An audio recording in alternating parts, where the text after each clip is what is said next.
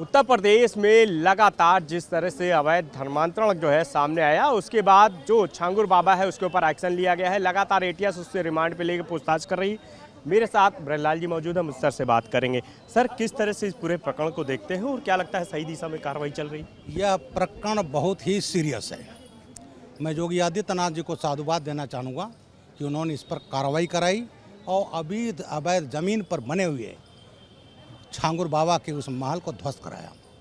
ये गजवाए हिंद का एक हिस्सा है। किस तरह आबादी बढ़ा लो, किस तरह धर्मांतरण कराइए और धर्मांतरण करा करके भारत की आबादी इतनी बढ़ा दीजिए कि ये गजवाए हिंद हो जाए, इस्लामिक इंडिया हो जाए।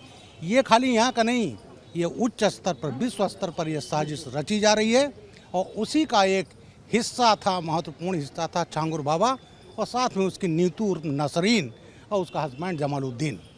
तो ये कार्रवाई जो हुई है, लेकिन इस कार्रवाई को अभी तो ये लिंक मिला, इसकी रूट कहाँ कहाँ इतनी गहरी हैं वहाँ तक जाना पड़ेगा और इन पर सब पर कार्रवाई करनी पड़ेगी। इतना ही नहीं, पूर्वी उत्तर प्रदेश में कुछ क्रिश्चियन संस्थाएं भी स्पेशली दलितों को टारगेट कर रही हैं, गरीबों को, दलितों पर, उन पर भी कार्रवाई होगी, होना चाहिए। अब ये इस जोगी राज में, मोदी राज में ये नहीं चलने वाला है।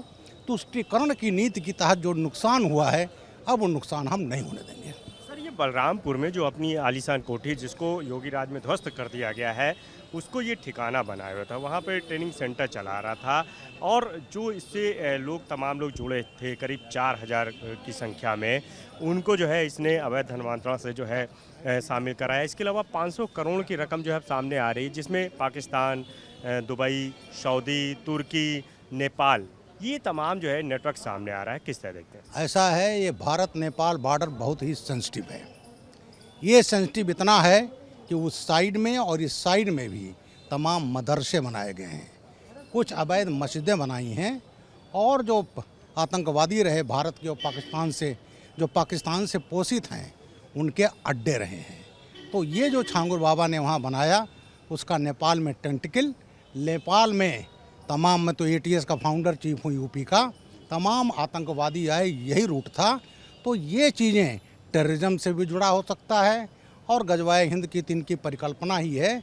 तो इस पर कार्रवाई हो रही है। उत्तर प्रदेश में तो तमाम अवैध मदरसे ध्वस्त किए गए हैं, उत्तराखंड में किए गए हैं, जहाँ देखिए तहाँ मदरसे बना रही है, जहाँ मर्जी हुई हो।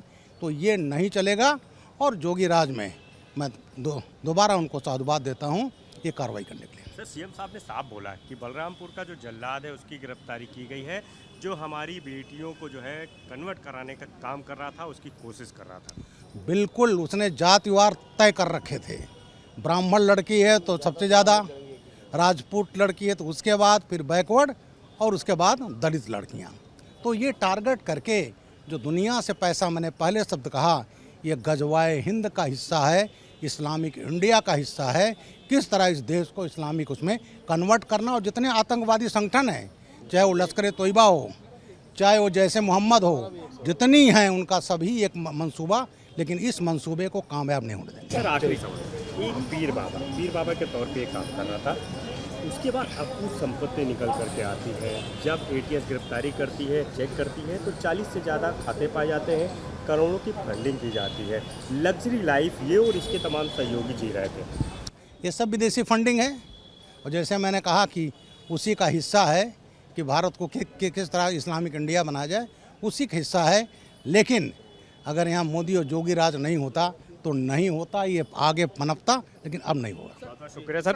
तो बिल्कुल उत्तर प्रदेश के पूर्व डीजीपी और राज्यसभा सांसद ब्रजलाल जी मेरे साथ मौजूद थे। उन्होंने साफ कहा कि छांगुर बाबा एक बहुत बड़ा नेटवर्क है जो उत्तर प्रदेश में इस्लामिक जो स्टेट है उसका मंसूबा जो है पाले हुए था और यही वजह है कि विदेशों से उसने फंडिंग कराई अवैध धर्मांतरण को लेकर के, और लगातार उसकी कोशिश थी और यही वजह है कि तमाम एजेंट जो है उसने तैयार किए, जिनको मोटी रकम जो है दी जाती थी सिर्फ इसलिए कि किस तरह से जो हिंदू बेटियां हैं उनको मुस्लिम में कन्वर्ट कराया जाए। कैमरा एसके वर्मा साथ अनूप कुमार, भारत समाचार, लखनऊ।